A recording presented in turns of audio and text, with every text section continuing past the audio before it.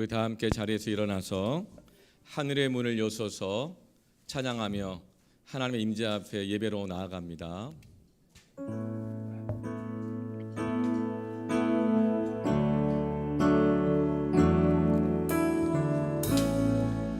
하늘의 문을 여소서, 이곳을 주목하소서. 주를 향한 노래가 꺼지지 않으니 하늘을 열고 보소서. 이곳에 임재하소서. 주님을 기다립니다.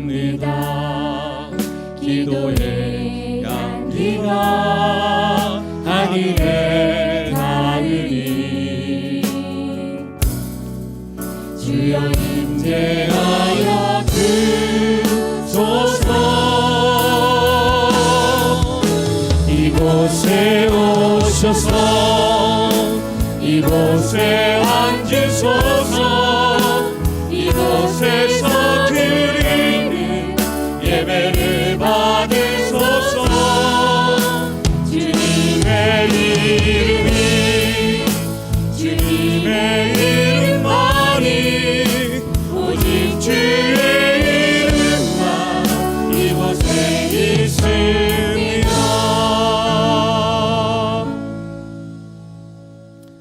하늘의 문을 열어 주시옵소서. 신령과 진정으로 예배하는 자들마다 하나님의 임재의 충만함을 누리게 하여 주시옵소서. 하나님이 살아계시고 자기를 찾는 자들에게 임재하시며 우리의 기도를 들으시고 우리의 간구를 들으시며 우리에게 필요한 모든 상을 주시는 하나님이심을 경험하게 하여 주시옵소서.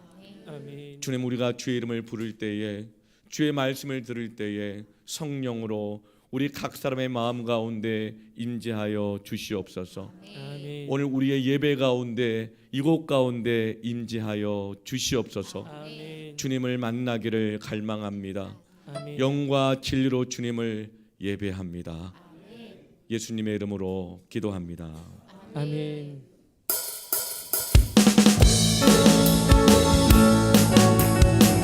할렐루야. 오늘 이 시간 우리 하나님 한 분만으로 만족하며 기쁨으로 찬양하며 나아가십시다. 무화과 나뭇잎이 마르고 포도 열매가 없으면 감람나무 열매 그치고 논밭에 식물이 없어도 우리의 양떼가 없으면 빼앗간 송아지 없어도 난 여호와로 즐거워하리. 난 여호와로 즐거워하리. 내 구원의 하나님을 이내 기뻐. 무화과 나뭇잎이 마르고 무화과 나뭇잎이 마르고 포도 열매가 없으면 감람나무 열매 그치고 논밭 식물이 없어도 우리의 양떼가 없으면 빼앗간 송아지여 난 여호와로 즐거워하리. 난 여호와로 즐거워하리. 나 구원의 하나님을 인해 기뻐하리라. 무화과 나뭇잎이 마르고 포도 열매가 없으면 감람나무 열매 그치고 논밭 식물이 없어도 우리의 양떼가 없으면 빼앗간 송. 우리 고백합시다. 난 여호와로 즐거워하리. 난 여호와로 즐거워하리. 내 구원의 하나님을 우리 한 번 더 크게 고백합시다. 난 여호와로 즐거워하리. 난 여호와로 즐거워하리. 내 구원의 하나님을 인해 기뻐하리라. 찬양이 언제나 넘치며 찬양이 언제나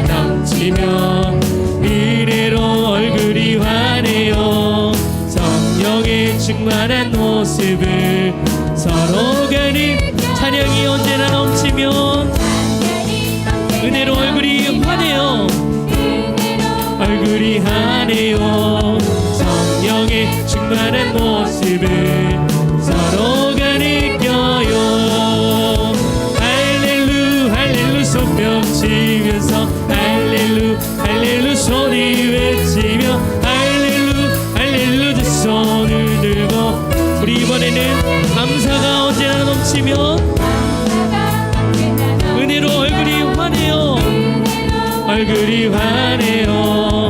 성령의 충만한 모습을 서로가 우리 이번에 사랑이 언제나 넘치며 사랑이 언제나 은혜로 얼굴이 환해요. 성령의 충만한 모습을 서로가 느껴 할렐루야 할렐루 할렐루 손뼉 치면서 할렐루 할렐루 소리 외치며 할렐루 할렐루 두 손을 들고 주님을 우리 이번에 기도가 언제나 넘치면 언제나 넘치면 은혜로 얼굴이 환해요. 성령의 충만한 모습을 서로가 느껴 할렐루 할렐루 할렐루 할렐루 손뼉 치면서 할렐루 할렐루 소리 외치며 할렐루 할렐루 두 손을 들고 주님을 찬양해요. 할렐루 할렐루 손뼉 치면서 할렐루 할렐루 소리 외치며 할렐루 할렐루 두 손을 들고 주님을 찬양해요. 할렐루야. 오늘 이 시간 우리 입술의 감사와 우리의 마음에 사랑을 넘치게 하시고 하나님께 영광과 존귀의 박수를 올려드립시다. 할렐루야.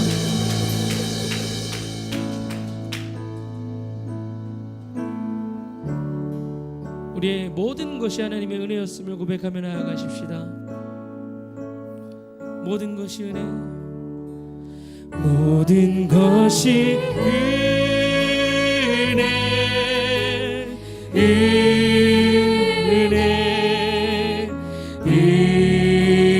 은혜, 한없는 은혜, 내 삶에 당연한 것 하나도 없었던 것은 모든 것이 은혜. 네 주님 그렇습니다. 모든 것이 은혜였습니다. 모든 것이 은혜, 은혜,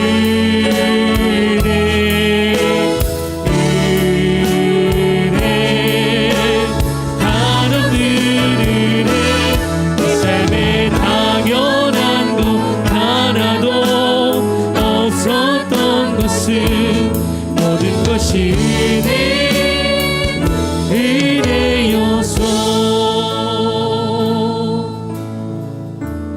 내가 누려왔던 모든 것들이 내가 누려왔던 모든 것들이 내가 지나왔던 모든 시간이 내가 지나왔던 모든 시간이 내가 걸어왔던 모든 순간이 하나님의 은혜였습니다. 당연한 것 아니라 은혜였소.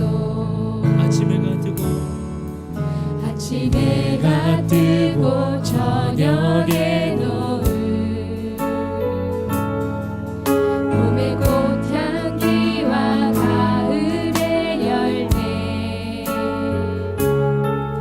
변하는 모든 순간에 계절의 모든 순간이 하나님의 은혜였음을 고백합니다. 당연한 것 아니라 은혜 모든 것이 은혜입니다. 모든 것이 은혜, 은혜,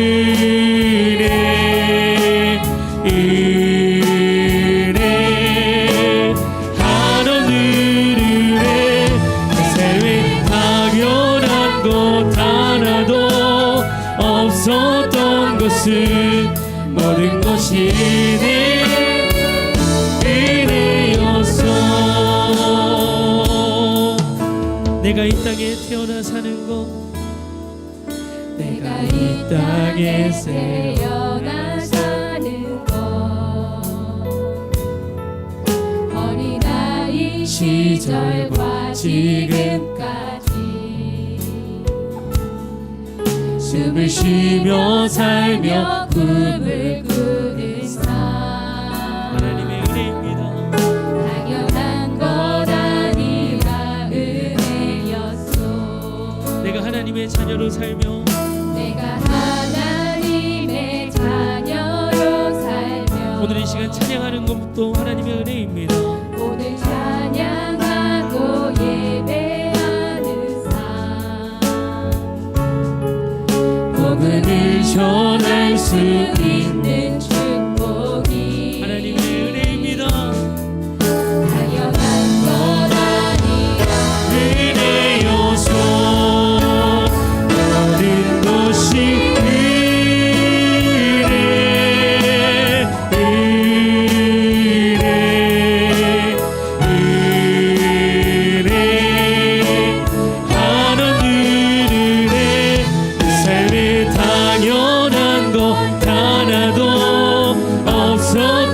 것이 모든 것이 네 주님 그렇습니다. 모든 것이 하나님의 은혜입니다. 모든 것이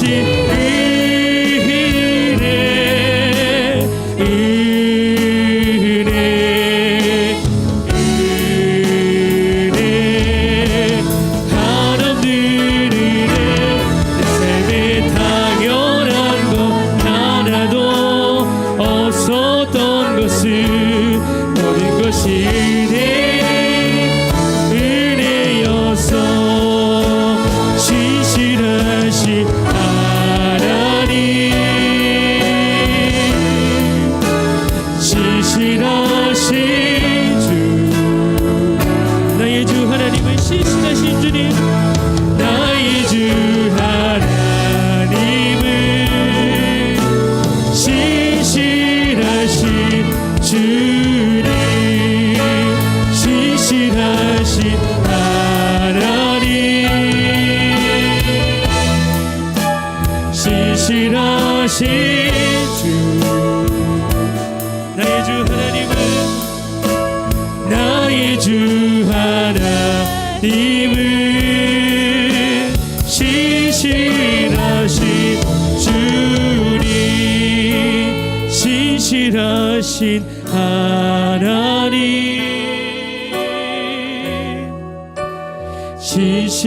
신실하신 주 나의 주 하나님은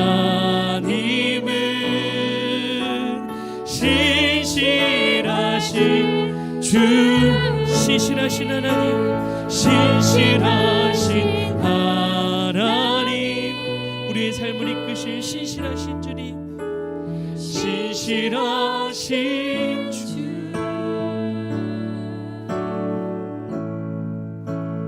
나의 주 하나님은 신실하신 주님 기도하십시다. 여기까지 인도하신 분이 하나님이십니다. 장래에도 인도하실 분도 하나님이십니다. 우리 하나님 신실하셔서 한 번도 은혜를 주지 않은 적이 없으신데 하나님 그 신실하신 하나님 오늘 이 시간 하나님의 은혜로 채워주시옵소서. 하나님의 은혜를 깨닫고 우리의 입술에 감사가 터져나오게 하여 주시며 우리의 삶 속에 감사의 열매가 맺혀지는 인생 되게 하여 주시옵소서. 이러한 기도 제목으로 함께 기도하며 나아가도록 하겠습니다. 하나님 아버지 감사합니다. 이 시간 우리 주 하나님 한 분 바라봅니다. 우리 하나님 신실하신 하나님이시기 때문에 한 번도 우리를 포기한 적 없으시고 한 번도 우리에게 말씀하지 않으신 적 없으시고 한 번도 그 사랑과 은혜를 끊은 적이 없으신 하나님 오늘 이 시간에도 동일하게 우리에게 은혜를 베풀어 주시사 그 은혜로 말미암아 다시 한번 하나님 앞에 서게 하여 주시고 은혜로 말미암아 다시 한번 인생 살아가게 하여 주시며 그 은혜가 우리에게 가득가득 채워져 내가 거해 있는 가정 속에 회사에 가정의 사업체에 내가 몸담고 있는 그곳에 하나님의 은혜를 전달하는 은혜의 통로 되게 하여 주시며 하나님의 복음의 통로 되게 하여 주시고 축복의 통로 되게 하여 주시며 복음을 전달하는 자가 되게 하여 주시옵소서.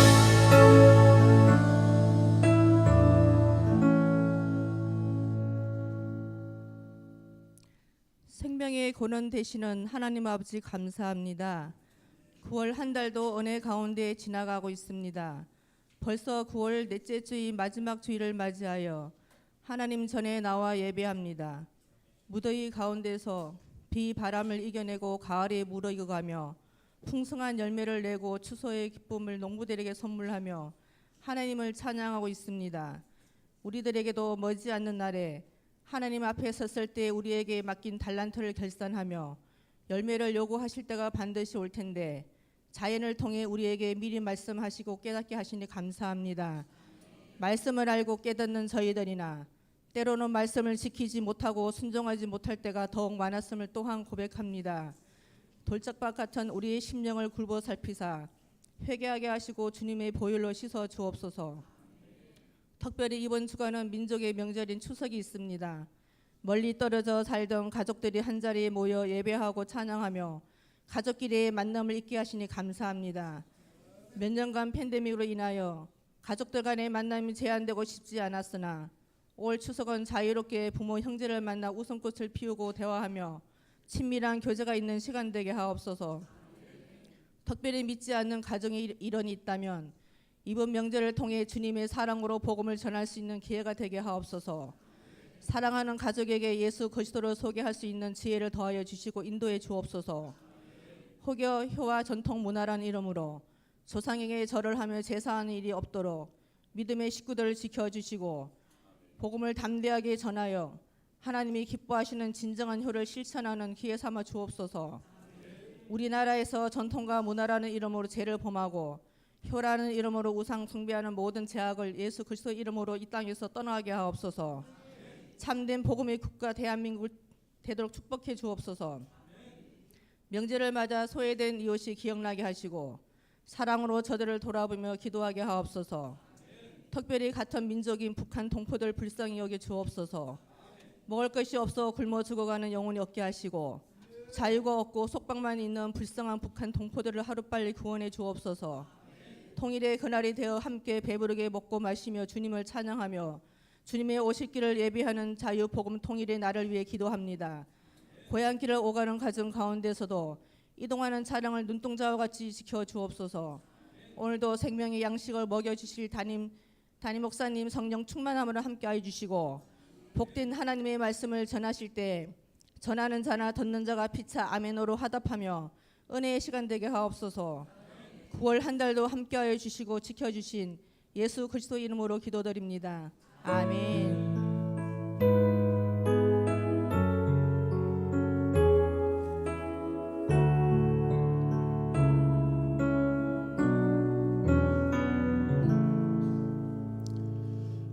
오늘 주일 예배에 오신 모든 성도 여러분, 또 새가족 여러분, 주의 이름으로 축복하고 환영합니다. 이제 우리 서로가 함께 하나님의 평화, 평강으로 축복하며 손을 내밀어서 환영하면 좋겠습니다. 가장 평화로운 얼굴로 서로 환영합니다. 평화, 하나님의 평강이 당신의 삶에 넘쳐나기를. 평화, 하나님의 평강이 당신의 삶에 가득하기를 축복합니다. 서로 우리가 우리 박수로 서로 환영합니다.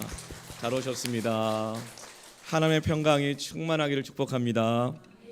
아멘. 함께 우리 교회 소식 나누도록 하겠습니다. 우리 늘 새가족을 주님의 이름으로 환영합니다. 평안한 가운데 예배하시고요. 그리고 또 함께 신앙생활하고 교제하기를 원하시고 하기를 원하는 분들은 우리 뒤에 서 계시는 예배 안내위원들 새가족 부장님에게 또 말씀드리면 또 여러분이 함께 등록하여 성도로 함께 교제할 수 있도록 잘 섬기도록 하겠습니다. 다음 주 주일 예배는 한가위 세대통합 한가족 예배로 드립니다. 그래서 10시 55분 2부 예배 시간 한 번 예배가 있겠습니다. 또 이 추석 명절을 통해서 또 고향 가족들과 함께 부모님들 모시고 예배를 드리신 분들은 또 고향에서 사랑이 넘치는 예배를 잘 드리시고요.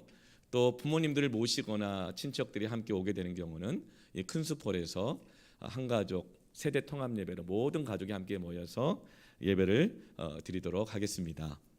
그리고 이제 추석 명절 긴 연휴 기간이 끝나면 이제 다음 주 10월 8일부터는 우리가 지금까지 준비하고 있는 다음 세대를 위한 교회로서의 따뜻한 혁신이 본격적으로 시작됩니다. 그래서 첫 번째 예배 혁신이 시작되는데 예배 시간이 바뀌죠.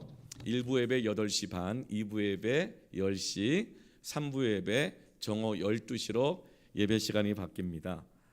예배 참석 대상들이 예배 시간마다 있는데요.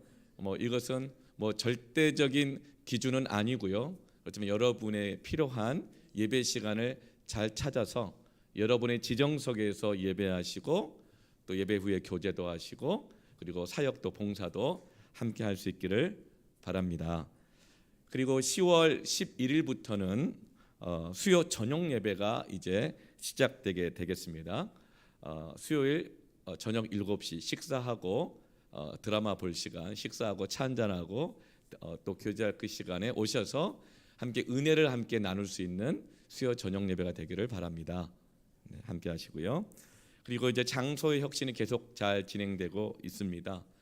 지난 금요일 날은 공사 중에 먼지가 너무 많아서 많은 분들이 어려웠는데 어제 저녁 거의 12시까지 공사 후에 여러분들 오셔서 함께 청소로 섬겨주셔서 지금은 이렇게 먼지 없이 쾌적한 상태로 예배할 수 있게 돼서 어제 저녁까지 수고해 주신 분들 너무나 감사드립니다. 그리고 10월 7일까지 1층 전체 리모델링 공사가 이제 진행되고 마치게 되겠습니다. 공사 진행 순서가 있으니까 보면서 여러분 안전하게 공사가 진행되고 적당하게 잘 될 수 있도록 여러분 기도로 동참해 주시고요. 그리고 이제 지금까지 우리가 어린이부 예배실과 청소년부 예배실이 없어가지고 이리저리 밀려다녔는데 이제 2층에 어린이부 예배실과 청소년부 예배실 공사가 이제 10월부터 시작되어서 11월 추수감사 예배 전까지 완공될 수 있도록 기도해 주시기를 부탁합니다. 네.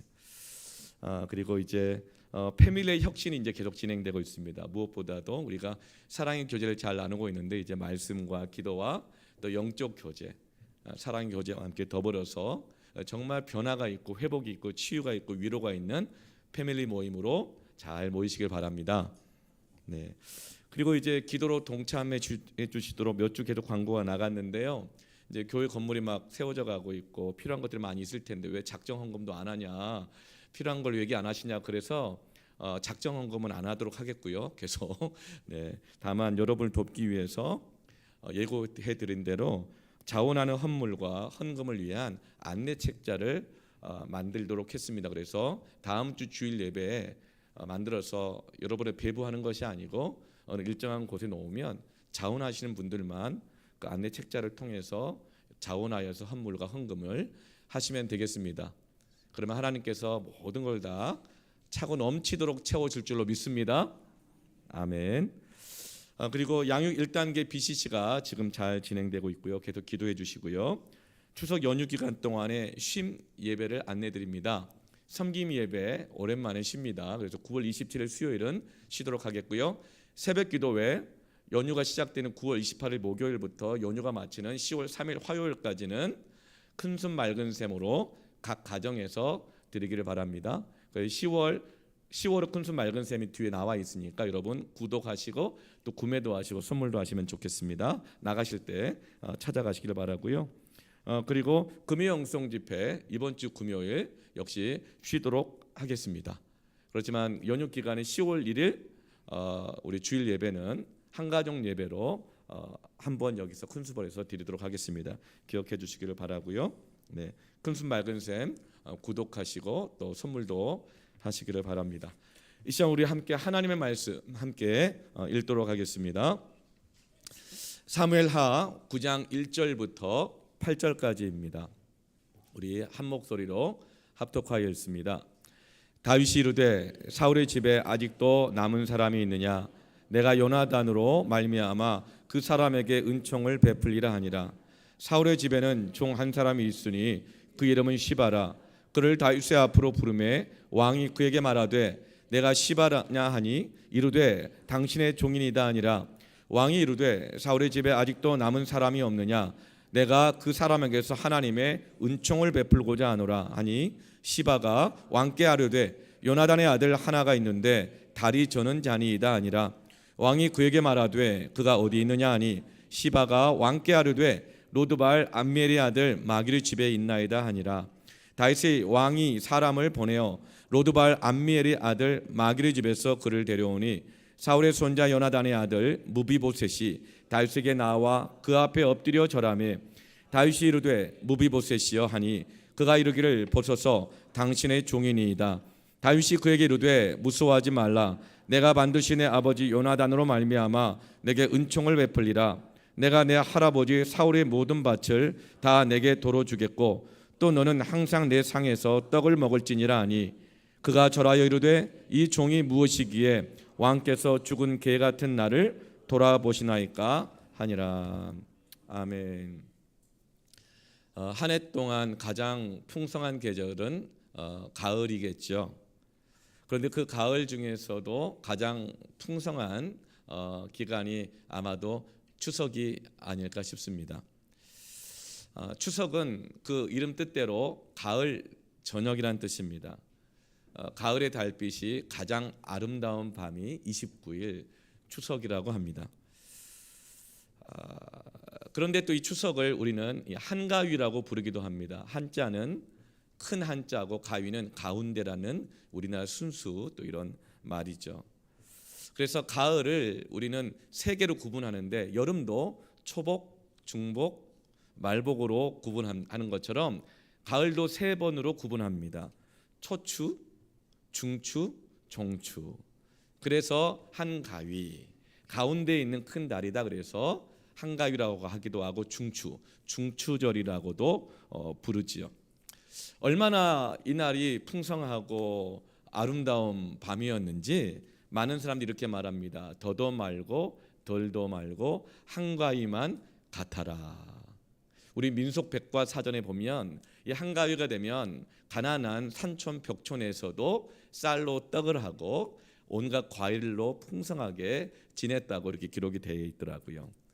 이제 목요일부터 시작되는 이 개천절과 연결되어서 진행되는 긴 연휴 기간 동안 여러분의 인생 어느 때보다도 풍성한 은혜가 나누어지는 누리게 되는 이 명절 기간 되기를 축복합니다. 네. 오늘 말씀의 제목은 은혜를 베푸는 그리스도인입니다. 오늘 말씀을 통해서 또 이번 한 주간 기간 동안 그 어느 때보다도 은혜를 풍성하게 받고 은혜를 풍성하게 베풀기를 축복합니다. 구약 성경에서 이 은혜란 단어가 함께 사용되는 것이 은총이란 단어입니다. 오늘 본문에는 다윗이 무비보셋에게 은총을 베풀리라 세 번이나 말하고 있는데요. 이 은혜, 이 은총은 헤세드 그리고 라하임, 헨 이렇게 세 가지 단어로 이렇게 사용되어지고 있습니다. 근데 그 의미는 고통받는 자에게 베푸는 사랑이란 뜻입니다. 하나님은 우리의 인생 가운데 고통을 겪을 때 그 필요한 사랑을 베푸시는 은혜의 하나님이십니다. 그리고 또 이 은혜, 이 은총은 언약적인 사랑이란 뜻이 있습니다. 사람끼리는 계약을 맺고요. 하나님은 우리와 언약을 맺으십니다. 계약은 조건이 틀려지면, 조건이 안 맞으면, 마음이 상하면, 내 생각이 달라지면, 이익에 조금이라도 손해가 나면 그 계약을 틀어버립니다. 깨버리죠. 그런데 하나님께서는 늘 죄만 지는 우리들과 조건이 안 맞음에도 불구하고 이렇게 불공평해도 불공평할 수 없는 은혜로 언약을 맺어주십니다. 은혜를 베푼다고 하는 것은 조건이 안 되는 사람, 나에게 되돌려 줄 것이 없는 사람, 늘 약속을 깨는 사람, 그런데 그 사람이 고통 가운데 있을 때에 그에게 사랑을 베풀어 주는 것이고 조건을 따지지 않고 하나님께 받은 은혜가 크기 때문에 그 언약의 사랑을 기억하면서 우리가 은혜를 베푸는 것입니다. 그리고 또 이 은총, 은혜란 뜻은 과분한 호의란 뜻입니다. 사람들이 말하잖아요. 호의가 계속되면 권리인 줄 안다고요. 그게 세상이에요. 그러다 보면 우리가 인색해지고 더 이상 호의 베푸는 것을 멈춰버리게 되어지죠. 그렇지만 하나님은 우리에게 과분한 호의를 베풀어 주십니다.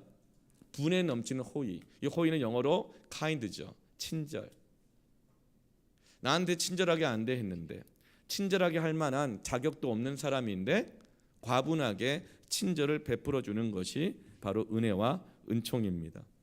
근데 이 은총은 오직 하나님으로부터만 받는 것이 은총이에요. 근데 이 은혜는 하나님으로부터 그리고 또 사람에게 나누어 주는 것이 은혜입니다. 여러분, 지금 다윗은 지금 은총을 베푼다 그랬어요. 그러니까 다윗은 자기가 하나님께 은총을 받았다는 것을 깨달은 거예요. 그래서 이제는 은혜를 받은 자로서 하나님으로부터 받은 은총을 이제 사람들에게, 무비보셋에게 은혜로 베풀고 있는 것입니다. 오늘 본문에 이 은총을 베풀리라 할 때 이 은총은 영어로 kindness입니다. 친절을 베푼다는 거예요. 과분한 친절을 베풀고자 하는 것입니다. 여러분, 누가 친절을 베풀까요? 은총을 받은 것을 깨달은 자가 친절해집니다. 근데 나는 받은 것이 없다. 난 늘 덜 받았다. 난 늘 억울하다. 형평성에 어긋난다. 세상이 이렇게 불공평해도 불공평할 수 없다. 마치 받은 것이 없는 것처럼 살아가는 사람은 얼굴이 친절하지 않습니다. 어떤 사람이 친절한가? 은총을 받은 것을 깨닫는 사람이 친절할 수 있는 것입니다. 여러분, 우리는 다 그래요. 우리는 은총을 받아야만 친절할 수 있습니다. 은총을 받아야만 은혜를 베풀 수 있습니다. 오늘 예배 가운데 하나님이 우리를 얼마나 사랑하시고 은총을 베푸시는지를 깨닫는 은혜가 있기를 축원합니다. 오늘 예배 가운데 은혜 많이 받기를 축복합니다. 지금 다윗의 인생에는요, 인생 중에서 가장 풍성한 계절이 찾아왔습니다. 다윗의 추석입니다. 다윗의 한가위입니다. 왜냐하면 그는 어릴 때부터 시작해서 23년간 배신당하고 수고하고 보상을 받지도 못하고 쫓기고 도망다니고 미친 척해야 됐고 남들에게 굽신거려야 됐고, 그리고 겨우겨우 왕이 됐지만 이스라엘 사람들이 12지파 중에 11지파는 인정도 안 해주고, 그래서 인정받지 못하는 왕으로 또 7년 반, 이렇게 거의 3년 동안 다윗의 인생은 억울한 일들이 계속됐어요. 고난이 계속됐어요. 그런데 드디어 이제는 온 이스라엘의 왕이 되었습니다. 그리고 빼앗겼던 언약궤를 다시금 되찾아와서 다윗성에 두었어요. 예배가 회복되었어요. 그리고 이제 아예 그 예배의 은혜 때문에 성전을 건축하겠다고 결심을 했습니다. 그런데 하나님께서 성전 건축의 결심을 받아주지 않으시고, 싫어하신 것이 아니라 받아주지 않으시고, 너의 아들 솔로몬을 통해서 성전을 건축하게 하겠다. 그렇지만 그 다윗에게 하나님이 놀라운 약속을 주시는데, 내가 너의 그 결심과 헌신을 받아주면서 앞으로 너의 왕권이 다시는 도망치지 않고 잃어버리지 않고 영원히 보존될 것이라는 놀라운 축복을 받습니다. 그리고 그 이후에 실제로 다윗이 주변 나라들과 전쟁을 할 때마다 가는 곳곳마다 전쟁마다 연전연승하는, 이기고 또 이기게 되는 놀라운 풍성한 계절이, 풍성한 인생이 드디어 다윗에게 찾아온 것입니다. 여러분, 이렇게 우리에게 풍성한 계절이 올 때 어떻게 해야 할까요? 다윗은 이 풍성한 인생의 계절을 맞이하면서 어떻게 하고 있습니까? 오늘 1절 말씀에 은총을 베풀리라, 은혜를 베풀리라, 은혜를 베풀고 있습니다. 그 어느 때보다도 긴 추석 이 연휴 기간 가운데에 여러분 은혜를 베푸는 기간 되기를 축복합니다. 오늘부터 시작해서 추석 당일날까지 며칠이 남았습니까? 오늘부터 시작하면 5일이 남았습니다. 그래서 오늘 어떻게 하면 우리가 은혜를 베풀 수 있을 것인가, 5가지로 말씀을 나눌 텐데 하루하루 기억하고 순종해 보시길 바랍니다. 그래서 추석 당일날에는 가장 풍성한 은혜를 베풀고 가장 풍성한 은혜를 받기를 축원합니다. 풍성한 계절에 어떻게 은혜를 베풀 것인가? 첫 번째로 한번 따라하겠습니다. 언약을 기억하라. 1절 말씀에 다윗이 이르되 사울의 집에 아직도 남은 사람이 있느냐? 내가 요나단으로 말미암아 그 사람에게 은총을 베풀리라 하니. 다윗이 지금 은총을 베풀고자 합니다. 근데 왜 은총을 베푸는가? 누구에게 은총을 베풀죠? 사울의 집안 식구에게 은총을 베풀겠다는 거예요. 사울은 나를 이용해 먹고 버린 사람 아닙니까? 그런데 자기 잘못 때문에 전쟁에서 결국은 죽임을 당한 사람이죠. 사울은 다윗의 장인어른이기도 합니다. 그런데 딸을 그냥 빌미 삼아 가지고 끝까지 부려먹다가 경쟁자가 될 것 같으니까 죽이려고 하고 버렸잖아요. 그런데 다윗이 왕이 되고 난 다음에 풍성한 이 계절에 사울의 집에 있는 사람을 찾아서 은총을 베풀고자 하는 거예요. 왜 이런 은총을 베풀고자 할까요? 그것은 요나단으로 말미암아. 요나단과 맺었던 언약이 있었던 것입니다. 요나단은 사울 왕의 첫 번째 후계자 아들이었습니다. 그런데 다윗과 절친이었죠. 어느 날 사울 왕이 다윗을 죽이려고 한다는 것을 알고 요나단이 다윗에게 얘기합니다. 아버지가 널 죽이려고 한다. 그러니 어서 피해라. 너는 하나님이 왕으로 기름 부으심 받은 자가 아니냐. 그러니 어서 피하라고 알려준 것입니다. 그러면서 그때 다윗과 언약을 맺습니다. 사무엘상 20장 15절에 여호와께서 너 다윗의 대적을 지면에서 다 끊어버리실 때에도 너의 대적이 다 사라지고 네가 왕이 되고 어떤 위험도 없을 그때 너는 너의 인자함을 내 집에서 사울의 집안에서 요나단의 집안에서 영원히 끊어지지 말라 하고 잘 될 때 위험이 없어졌을 때 지금은 위험을 피하고 그때가 되면 그 인자가 헤세드입니다. 은혜와 같은 뜻이에요. 은혜를 우리 집안 사람들에게 베풀어 주기를 원한다. 이렇게 요나단과 다윗이 하나님 앞에서 언약을 했던 것입니다. 다윗은 이제 실제로 왕이 되었고 어떤 위험도 없습니다. 가장 행복한 시절을 맞이했습니다. 그런데 그때 다윗은 요나단과의 언약을 기억합니다. 그 언약은 어떤 언약이죠? 자기가 가장 위험했을 때에, 자기가 갈 데 없어서 도망칠 수밖에 없었을 때에, 모든 것을 쏟아부었지만 배신당하고 탈탈 털려버렸을 그때에 자기를 살게 해주고 재기할 수 있는 기회를 주었던, 가장 어려웠을 때 맺었던 그 언약, 그때 은혜 받았던 것이죠. 그 은혜 언약을 기억한 것입니다. 여러분, 우리가 어느 때 은혜를 베풀 수 있습니까? 어느 때 친절하게 할 수 있습니까? 곳간에서 인심이 난다는 말이 있지만 그렇지 않더라고요. 있는 사람이 더한다 그러잖아요.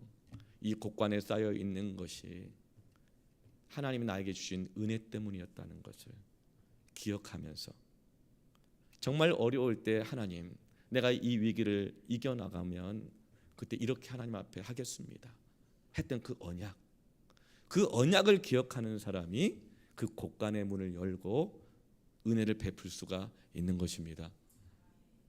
사랑하는 성도 여러분, 언약을 기억하여 은혜를 베푸시기를 축원합니다. 그래서 지금 다윗은 언약을 지키고 은혜를 베풀 사람을 찾고 있는 거예요. 은혜가 필요한 사람을 찾고 있는 것입니다. 3절에 사울의 집에 아직도 남은 사람이 없느냐.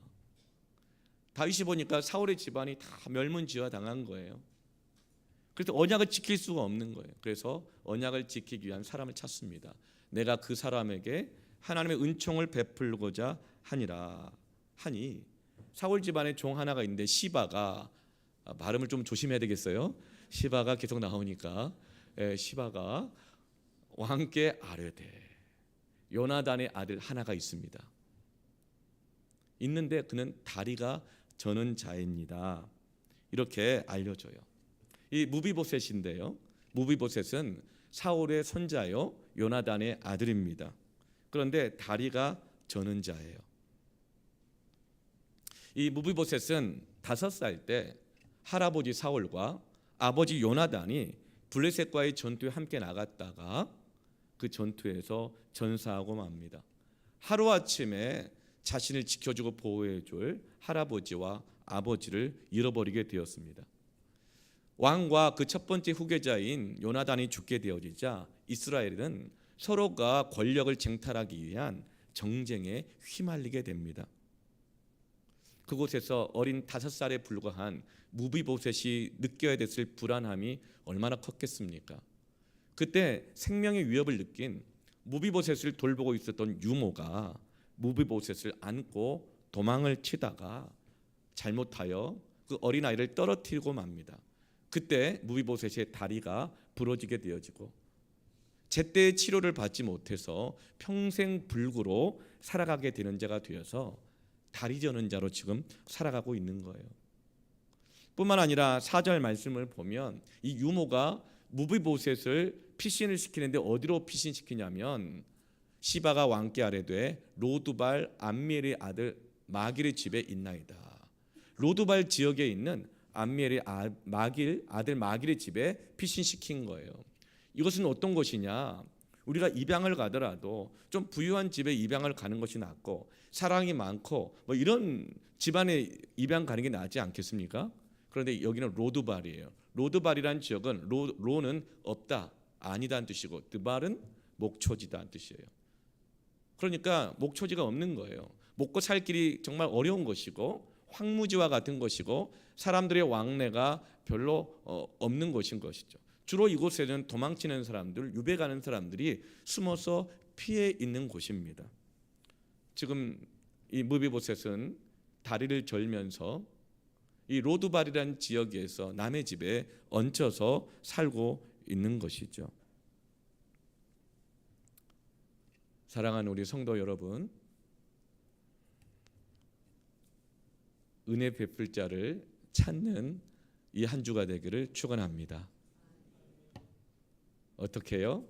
내가 가장 어려웠을 때 받았던 은혜, 그때 하나님 앞에 드렸던 언약을 기억하십시오. 그래서 그 언약을 기억하여 은혜 베풀 자를 찾고 은혜를 풍성히 베푸시기를 축복합니다. 두 번째로 어떻게 하면 우리가 은혜를 베풀 수 있을 것인가? 따라합시다. 조건을 달지 말라. 네. 은혜 베풀 때는 조건을 달면 은혜를 못 베풉니다. 조건 달고 은혜를 베푸면 받은 사람이 은혜 받았다고 느끼지 못합니다. 조건 다는 건 뭐죠? 까다롭게 구는 것입니다. 어떤 계약을 할 때도 자꾸 조건을 달자는 거 굉장히 까다롭잖아요. 같이 일을 할 때도 그래요.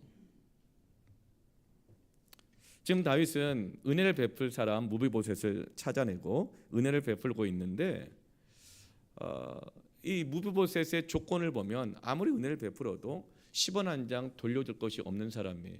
다리를 절기 때문에 누군가를 의존해서 살아야 됩니다.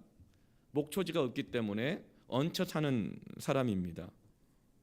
그런데 다윗이 은총을 베풀 때 어떤 조건도 내밀지 않고 그냥 은총을 베풀어요. 사람이 조건을 걸고 은혜를 베푸는 건 어떤 것이 있을까요? 남편이 월급을 받아왔어요. 근데 물가는 오르고 살기가 빡빡한 거죠. 근데 아내가 이렇게 얘기를 해요. 월급을 받으면서 이 쥐꼬리만한 월급 나니까 사는 거야. 나니까 살아주는 거야. 나라고 하는 그 조건을 달지 않기를 바랍니다. 그러면 또 남편이 이렇게 말합니다. 밖에 나가서 돈 벌기 얼마나 힘든 줄 아나? 당신 성격 좀 그런 거 당신도 알지? 나니까 참고 사는 거야. 여러분, 조건을 달지 않고 은혜를 베푸시기를 축원합니다. 아멘. 다윗이 무비보셋에게 조건 달지 않고 은총을 베풀려고 하자 주변 사람들이 이렇게 말을 할 것입니다. 무비보셋은 원수 사울 집안 사람이 아니냐, 너 다 배신하고 등치고 그랬던 집안 사람이 아니냐, 그가 안 보이던 시간 동안에 어떻게 지냈는지, 무슨 꿍꿍이 속이 있었는지 조사해보고 은총을 베풀어야 되지 않겠느냐. 그렇지만 다윗은 조건을 달지 않습니다. 또 주변의 사람들이 말합니다. 요나단과의 언약을 지키는 것은 알겠지만 무비보셋이 그 은혜를 받을 만한 자격이 있는지 없는지 조사해 봐야 되지 않겠느냐. 그것은 요나단과의 약속인 것이고 무비보셋이 그럴 만한 자격이 있는지, 그런 조건을 갖고 있는지 따져봐야 되지 않겠느냐. 이렇게 조건을 달면 은혜를 베풀 수가 없습니다. 은혜를 베풀어도 받는 사람이 은혜 받는다고 느끼지 못합니다. 사랑하는 성도 여러분, 조건을 달지 않고 은혜를 베풀기를 축복합니다. 그래서 다윗은 3절에 딱 한 가지 조건을 다는데요. 그게 뭐죠? 내가 그 사람에게 하나님의 은총을 베풀고자 하노라. 나니까 해주는 거야, 이게 아니에요. 내가 하나님의 은총을, 내가 하나님으로부터 은혜를 받았으니, 은총을 받았으니, 그런 내가 하나님의 은총 때문에, 그 조건 하나 때문에 아무 조건 없이 무비보셋에게 은혜를 베풀고 있는 것입니다. 우리는 모두가 다 하나님의 은총을 받은 자들 아닙니까? 70번씩 7번이라도 범죄하였지만 70번씩 7번 한 번 더 하나님으로부터 용서를 받았고, 그렇게 기회를 받았고 은총을 받았는데, 그래서 내가 너에게 하나님의 은총 때문에 은혜를 베푸는 것이다. 여러분, 우리가 조건 없이 은혜를 받았으니 조건을 달지 않고 은혜 베풀기를 축원합니다. 세 번째로 따라합시다. 안심시키라. 여러분, 은혜를 베푼다는 건 뭘까요? 그것은 안심시키는 거예요. 다윗이 무비보셋을 찾아서 불렀을 때 무비보셋의 마음이 어땠을까요? 두려웠을 거예요. 야, 다윗이 이제 사울 집안에 이 씨를 그냥 말리려고 하는 거 아닌가?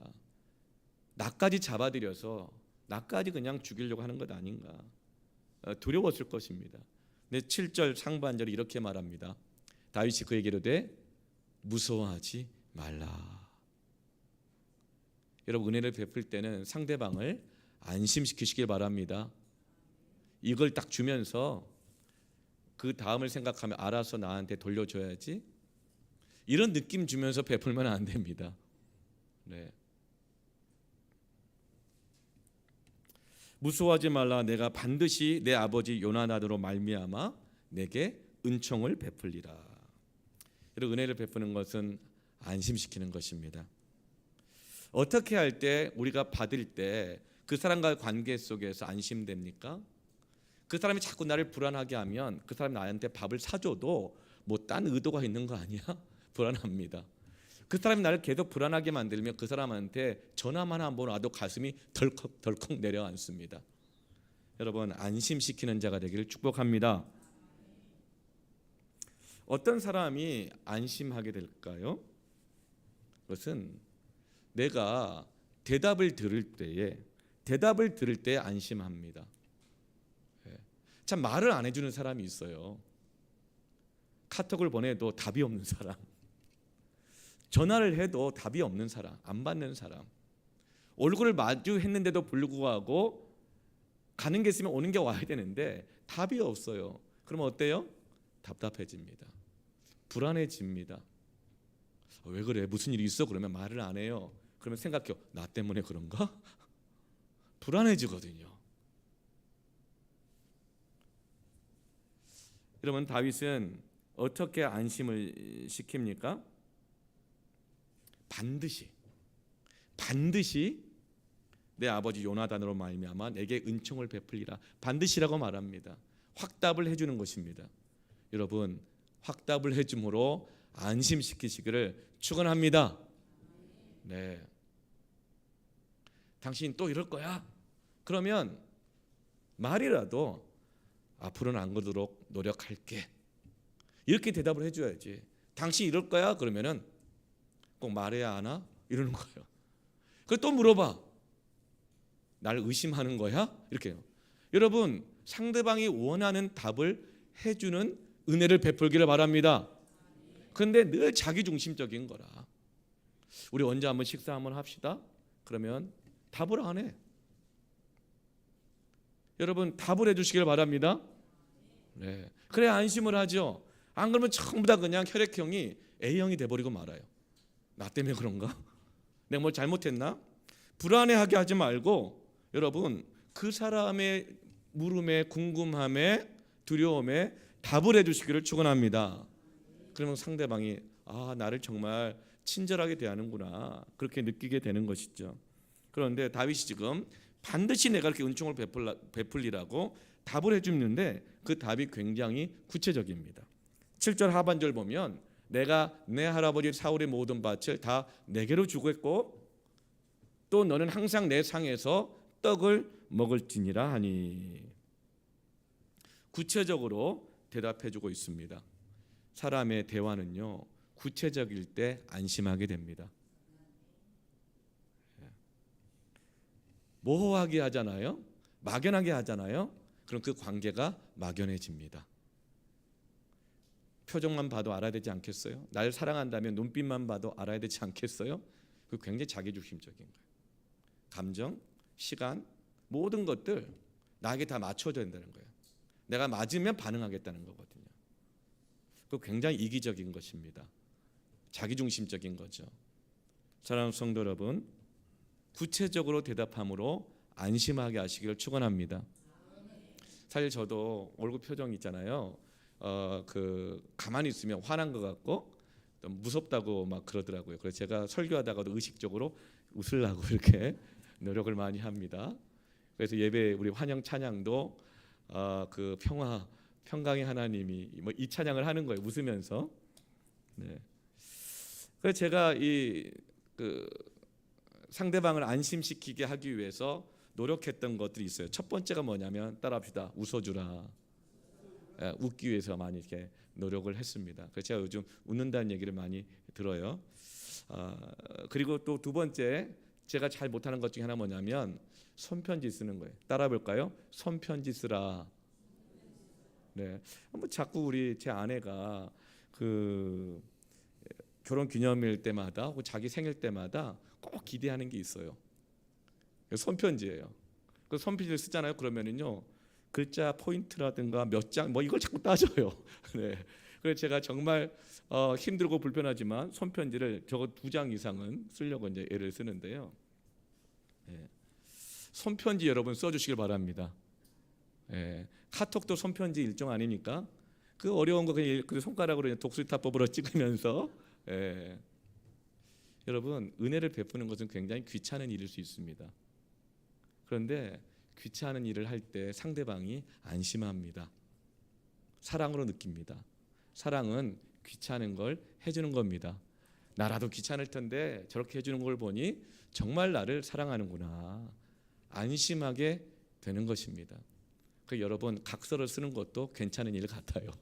비록 못 지킬지라도 당신이 원하니 구체적으로 손편지를 쓰는 마음으로 각서라도 쓰시길 바랍니다. 그때 은혜가 풍성할 줄 믿습니다. 왜 날 못 믿냐? 왜 이렇게 각서 조건이 까다롭냐? 하지 마시고 그냥 서로 알잖아요. 뭐 잘 못 지킬 거. 중요한 건 마음이니까 손편지 쓰는 마음으로 각서라도 쓰시기를 축복합니다. 네.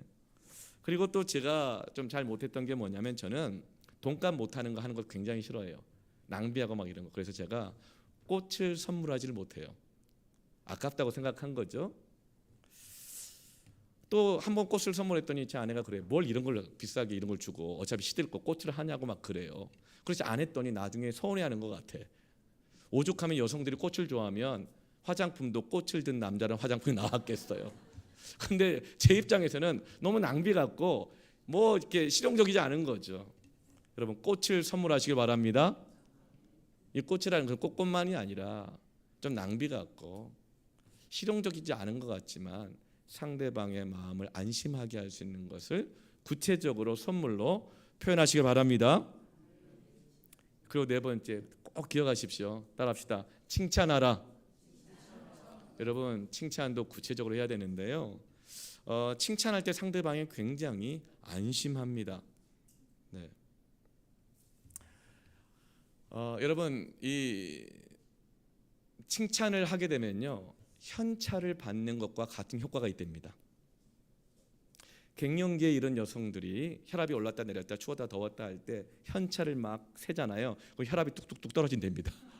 실제로 그렇대요. 여러분 이 추석 이 연휴 기간 동안 이 연휴 기간 동안 현찰과 방불한 칭찬을 많이 하시길 바랍니다. 현찰도 주고받길 바랍니다. 그런데 현찰이 좀 부족하면 칭찬을 많이 하시길 축복합니다. 그런데 사람들이 안심해요. 은혜를 받게 되는 것입니다. 여러분 구체적으로 친절을 베푸시길 바랍니다. 친절도 구체적으로 베푸는 거예요. 그런데 여러분 감사도 그렇습니다. 범사에 감사라 그러잖아요. 하나님 늘 저는 그냥 늘 감사해요. 늘 감사해요 막 그래요. 그게 영혼 없는 감사. 그냥 어떨 때는 그냥 이를 악물고 감사한 분도 있어요. 감사합니다. 하나 이러시기 있어요? 감사합니다. 뭐 이러는 거예요. 그게 아니고 범사에 감사라. 그건 뭐냐면 구체적으로 때마다 일마다 감사의 종류가 달라도 그때마다 구체적으로 여러분 감사하시길 축원합니다. 감사는요 상대방에 대한 하나님에 대한 구체적인 기쁨의 표현이요 칭찬인 것입니다. 하나님을 칭찬하는 게 찬양하는 거잖아요. 하나님 놀라우십니다. 하나님 대단하십니다. 하나님 영광 받으십시오. 하나님 같은 분은 없습니다. 하나님을 구체적으로 칭찬하는 것이 감사인 것입니다. 사람에게도 감사할 때 감사한 줄 알지? 여러분 그건 감사가 아니에요. 구체적으로 사람에게도 감사하시길 바랍니다. 그것은 그 사람에 대한 구체적인 칭찬이 됩니다. 막연하게 감사하고 막연하게 친절하면 그 관계가 막연해집니다. 막연해지면 불안해집니다. 사랑하는 성도 여러분, 은혜를 베푸는 것은 상대방을 안심시키는 겁니다. 구체적으로 감사하고 구체적으로 친절하게 하시기를 축원합니다. 네 번째 가면 좀 이제 우리가 세 번에서 보통 우리 한 개 부닥치잖아요. 첫째, 둘째 한번, 셋째 한번 기억해 볼까요? 첫 번째, 언약을 기억하라. 두 번째, 조건을 달지 말라. 세 번째,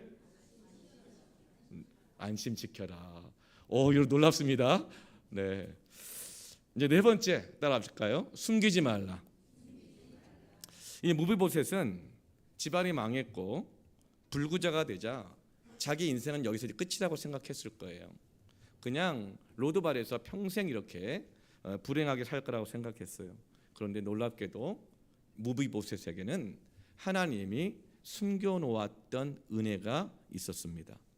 그 은혜는 그 아버지 요나단으로 인한 요나단과 다윗 사이에 맺었던 그 은혜의 언약이 있었던 것이죠. 무비보셋은 너무 어렸기 때문에 아버지 요나단의 이 은혜의 언약을 몰랐어요. 전달받지도 못했어요. 무비보셋에게는 숨겨져 있었던 것이죠. 그런데 지금 다윗은 그가 가장 어려운 시절에 은혜 받았던 그 언약을 숨기지 않고 드러내고 있습니다. 기억해내고 있습니다. 사랑하는 성도 여러분, 우리가 받았던 은혜를 숨기지 않기를 축원합니다. 받은 은혜를 숨겼다가 죽은 사람이 있죠. 죽은 부부가 있어요. 누구죠?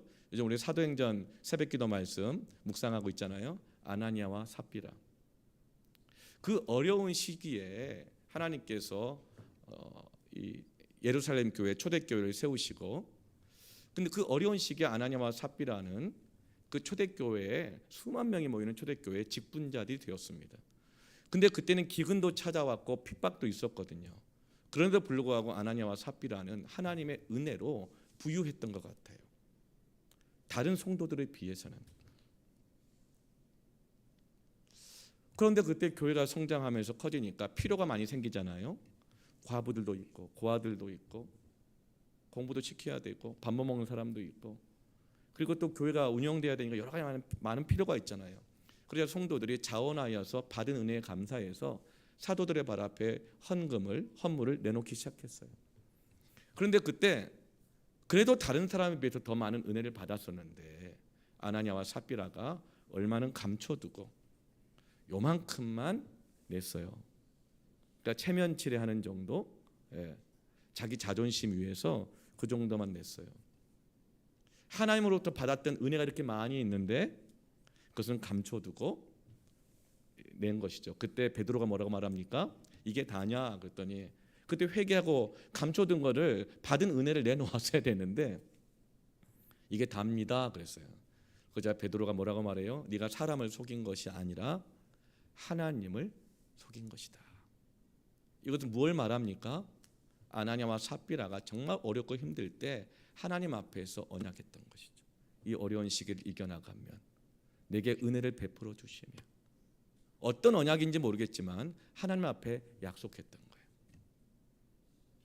그런데 하나님을 속인 것이죠. 사랑하는 성도 여러분, 우리가 하나님으로부터 받았던 그 은혜 숨기지 않기를 바랍니다. 하나님 앞에서 정말 어려울 때 받았던 은혜, 그 약속을 감추지 않기를 축원합니다.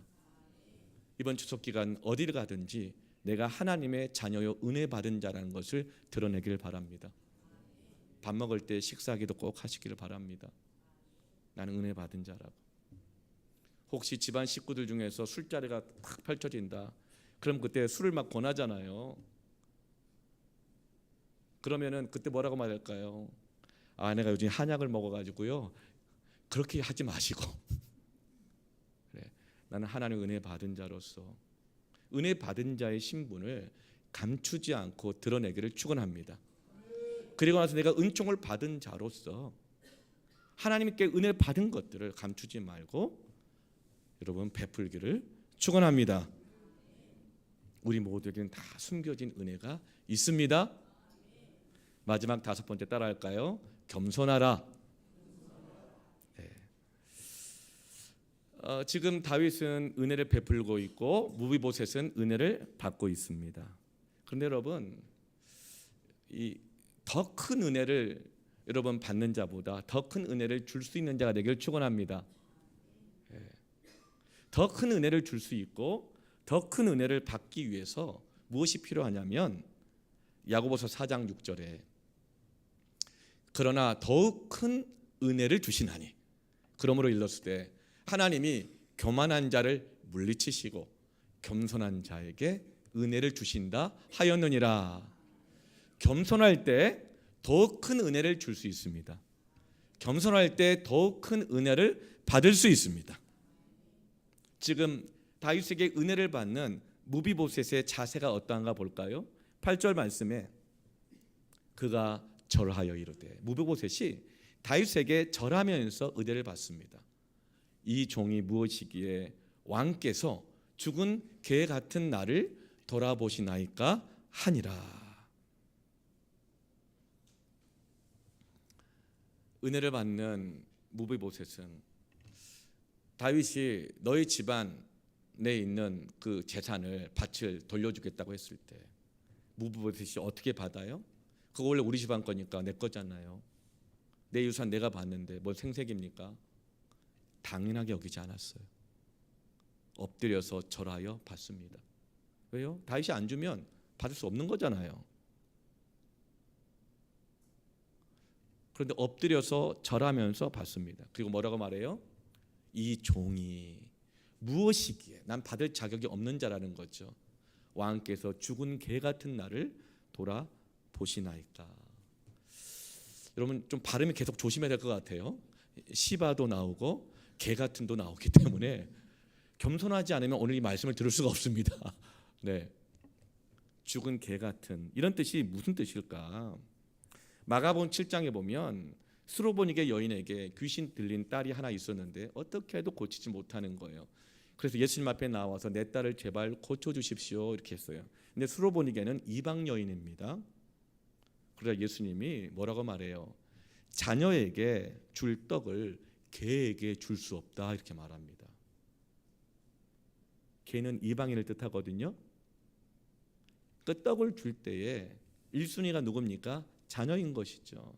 그러니까 개라는 얘기는 뭐죠? 은혜를 받을 순번에 들지 못한다는 거예요. 자격도 없다는 거, 번호표도 못 받았다는 거예요. 그 축에도 끼지 못한다는 뜻이거든요. 근데 예수님이 냉정해도 너무 냉정하게 말씀하시는 거 아니에요? 그런데 그때 이 여인이 말합니다. 뭐라고 말할까요? 왜 이렇게 차별하십니까? 하나님 아들이라면서요, 사랑이라면서요, 당신까지 날 차별합니까? 이렇게 하지 않고 뭐라고 말하느냐? 상 아래에 있는 개들도 아이들이 먹다 흘린 부스러기를 먹습니다. 부스러기라도 주실 수 있겠습니까? 라고 대답하자 예수님이 어떻게 하세요? 순서를 딱 바꿉니다. 먼저 이방 여인의 딸을 고쳐주십니다. 여러분, 이 무비보셋이 은혜를 받은 이유가 무엇입니까? 당연한 거 아닙니까? 라고 하지 않았어요. 엎드렸어요. 이 종이 무엇이 간데? 나는 아무것도 아닙니다. 난 자격이 없습니다. 죽은 개 같은 나에게, 순번에 들지 못하는 나에게, 다른 사람 은혜 받을 사람이 더 많고 은혜가 필요한 사람 많은데 어찌하여 나 같은 자에게 먼저 이렇게 은혜를 베푸십니까? 겸손하게 받을 때에 더 큰 은혜를 받는 것입니다. 겸손은 가난한 마음에서 나오는 거예요. 부요한 자는 이 부요함 때문에 마음이 높아져 있어서 이 부요함의 기준에 못 맞추면, 안 맞으면 여러분 안 맞다 그래요. 그냥 감사가 없어요. 근데 감사한 사람은, 배가 고픈 사람은 무엇이든지 여러분 그 기준 자체가 없기 때문에, 엎드려져 있기 때문에 감사함으로 받는 것입니다. 팔복 중에서 첫 번째 복이 심령이 가난한 자가 복이 있다는 겁니다. 누가복음에서 그냥 정말 실제로 가난한 자로 나와 있어요. 그냥 가난한 자가 복이 있다는 거예요. 가난한 자가 복을 받는다는 것입니다. 부유함에 자기만의 기준을 까다롭게 가지고 있는 사람들은 주어도 받지 못하고 그 다음부터는 더 주기 싫어요. 여러분, 부자가 천국에 가는 것은 낙타가 바늘귀에 들어가는 것보다 더 어렵다. 이 비유의 말씀을 예수님이 언제 하셨느냐면 부유한 자에게 대해서 하신 말씀이었어요. 한 부자 청년인데 스타트업을 했는지 어땠는지, 아니면 무슨 코인을 했는지 주식에 성공했는지 부자가 됐어요. 한 부유한 청년이 예수님께 나와서 주님을 따르고 싶습니다. 구원을 받고 싶습니다. 하나님 나라에 함께 들어가고 싶습니다. 이렇게 말을 했더니 예수님 뭐라고 하시죠? 너의 모든 재산을 팔아서 가난한 사람들에게 은혜를 베풀고 나누어 주고 그제서야 나를 따라라 이렇게 했어요. 그랬더니 부자 청년이 주님을 따르지 않고 주님을 떠납니다. 마태복음 19장 22절에 그 청년이 재물이 많음으로 이 말씀을 듣고 근심하여 가니라. 사람들은 말합니다. 시간이 부족해서요. 시간이 여유가 있으면 그때 주님을 섬기겠습니다. 주님 뜻대로 살겠습니다. 먹고 살기도 힘든데요. 좀 삶이 넉넉해지면 그때 내가 주님의 뜻대로 섬기고 살아가겠습니다 말을 해요. 그래서 마치 우리가 시간이 없고 재물이 없어서 하나님 우리에게 시간을 충분히 주지 않으시고 우리를 부유하게 하지 않으셔서 우리가 주님 뜻대로 살 수 없고 은혜를 베풀 수 없는 것처럼 내 내면에 근본적으로 하나님에 대한 불평과 원망과 하나님 때문이라고 이렇게 말하는 경향들이 좀 있어요. 실제로 절대적인 가난과 절대적인 분주함 말고요.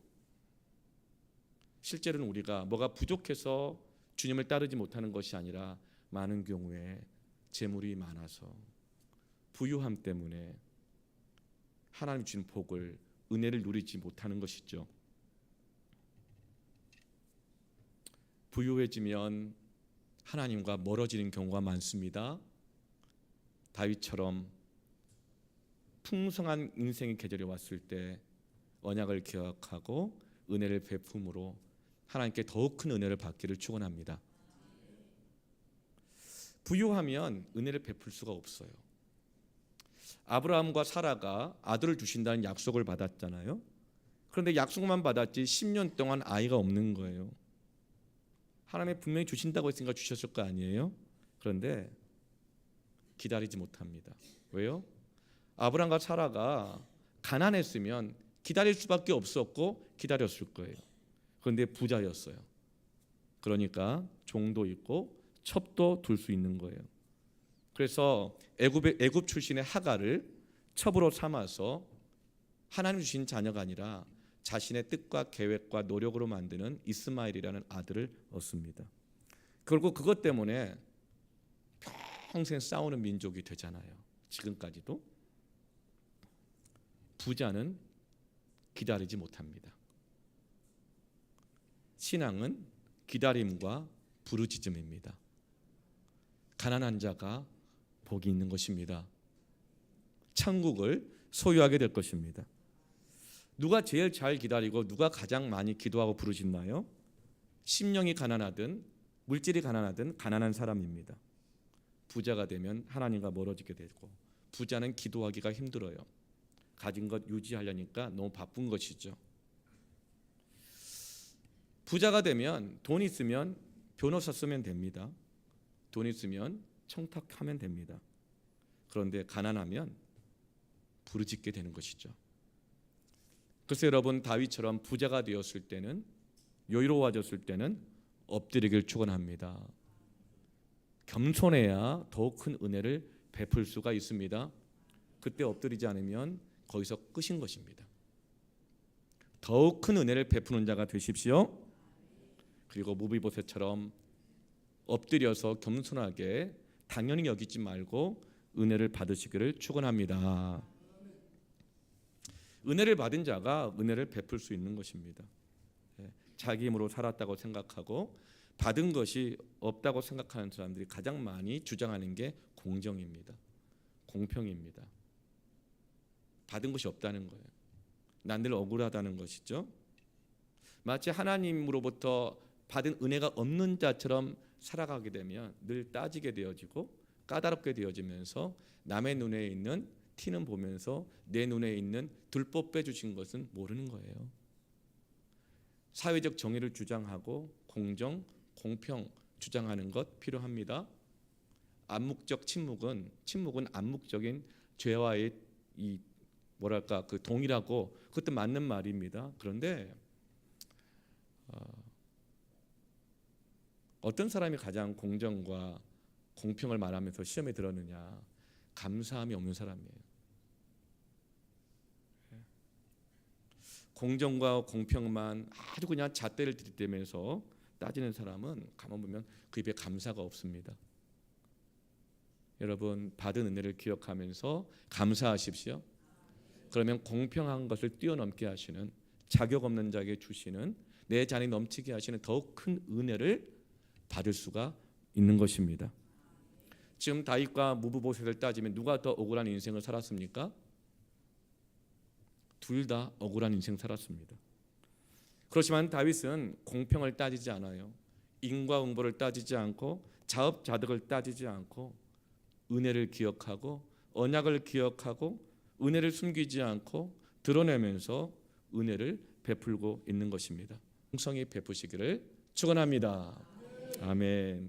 우리 다 함께 일어나서 우리 찬양하며 마음의 결단의 기도를 드리기를 원합니다.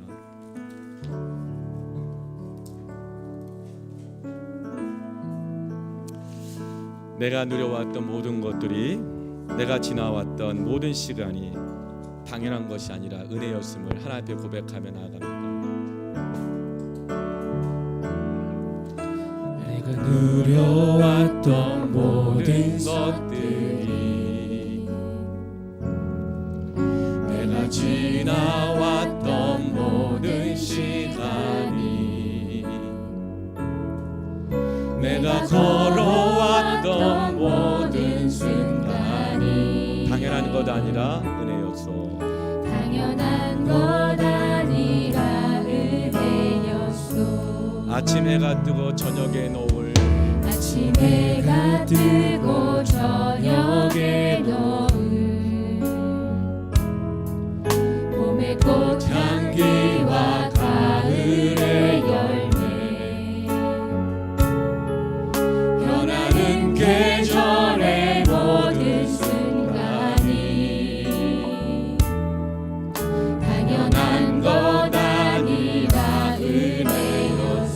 이 땅에 태어나 사는 것, 내가 이 땅에 태어나 사는 것,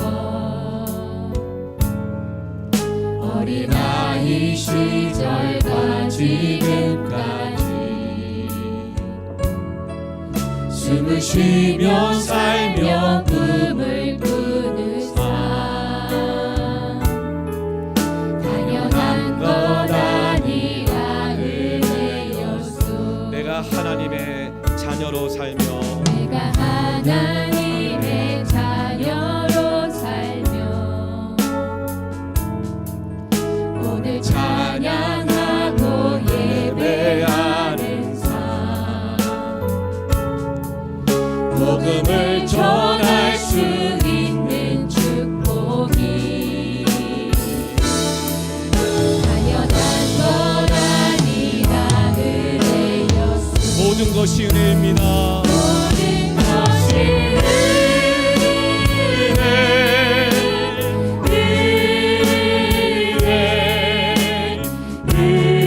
은혜, 한없는 은혜, 내 삶에 당연한 것 하나도 없었던 것은 모든 것이 은혜였소. 모든 것이 은혜입니다. 모든 것이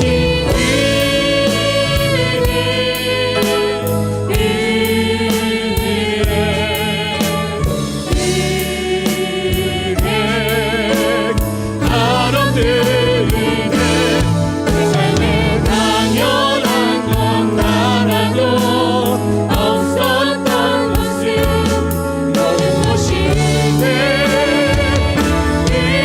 두 손 들고 하나님을 감사합니다.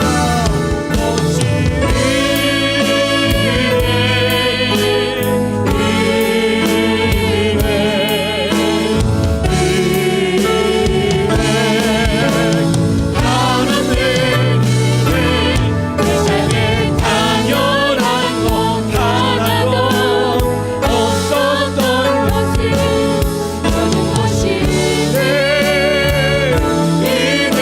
은혜였소. 이 시간 우리가 받은 은혜를 기억하며 기도했으면 좋겠습니다. 하나님 은혜를 베푸는 자가 되게 하여 주옵소서. 언약을 기억하게 하옵소서. 조건을 달지 않게 하여 주시옵소서. 숨기지 않게 하여 주시옵소서. 안심하게 하여 주시옵소서. 겸손하게 은혜를 베풀고 은혜를 받아 더 큰 은혜를 베풀며 더 큰 은혜를 받는 이 한 주간이 되게 하여 주시옵소서. 은혜를 베푸는 인생 살게 해달라고 주님 앞에 기도하며 나아갑니다. 하나님 아버지 감사합니다. 오늘 우리에게 말하시오 찾아오는 자에게 하고 남기는 여기 이 자리가 하나님의 은혜에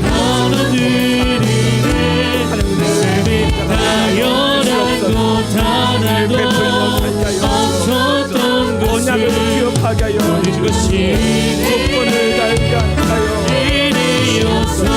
안심시키게 하여 주시고 불안하게 하는 자가 안심시키게 하여 주시고 받은 은혜를 언약을 숨기지 않고 겸손함으로 은혜를 베풀게 하시고 겸손함으로 은혜를 받아 더욱 은혜를 베풀고 받으시고 이 하나님과 평생 은혜를 베푸는 자가 되게 하여 주시고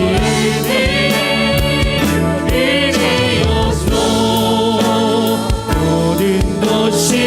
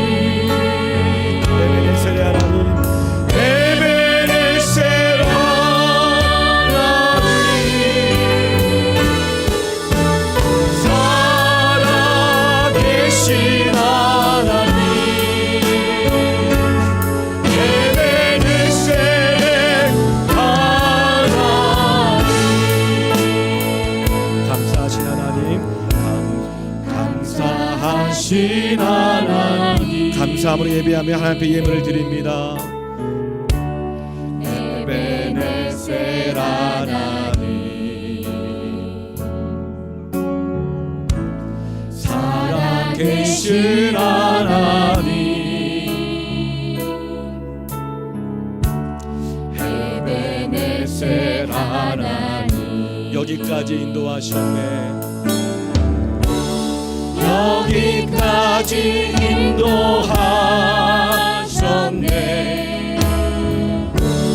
감사하신 하나님 여기까지 인도하셨네.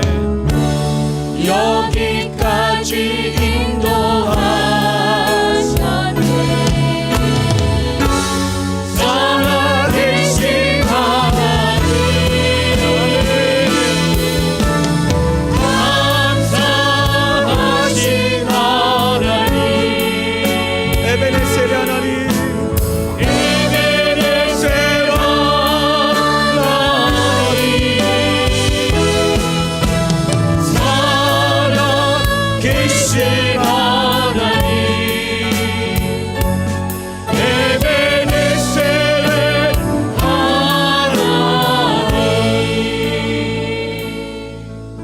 자격 없는 자를 한 번도 포기하지 않고 여기까지 인도하신 하나님,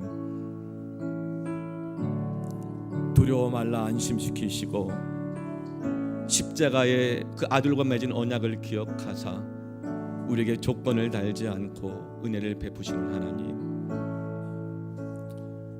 우리에게 준 약속을 숨기지 않으시며 하나님의 말씀으로 날마다 깨닫게 하시고 드러내어 주셔서 친히 약속을 지켜주시는 하나님, 겸손한 자에게는 더욱 크신 은혜를 베풀기를 기뻐하신 하나님, 감사합니다. 여기까지 우리를 그렇게 인도하셨으니 장래에도 인도하실 은혜의 하나님이심을 믿고 감사합니다. 받을 자격 없는 자가 많이 받았으니 받은 자로서 은혜를 베푸는 그리스도인의 삶으로 살게 하여 주시옵소서.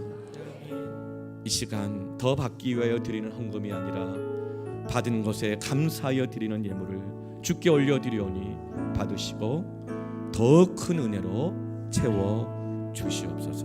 아멘. 지금은 우리 주 예수 그리스도의 은혜와 하나님 아버지의 크신 사랑하심과 성령 하나님의 감화 감동 교통 충만함의 역사가 은혜를 베푸는 발걸음으로 나아가는 사랑하는 모든 성도들의 머리머리 위에, 은혜를 베푸는 그 손길 위에 영원토록 함께 있을지어다.